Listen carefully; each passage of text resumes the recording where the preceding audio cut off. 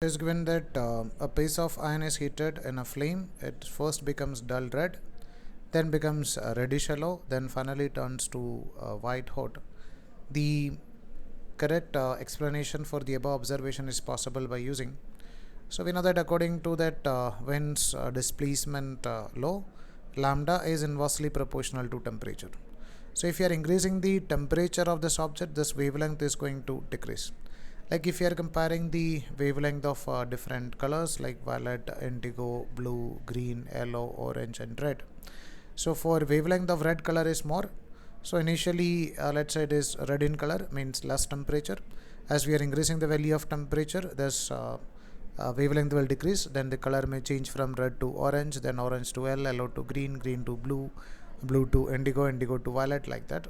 So this color is changing because of change in wavelength, and wavelength is changing because of this increase in temperature. So this we can explain by using this Wind's displacement law.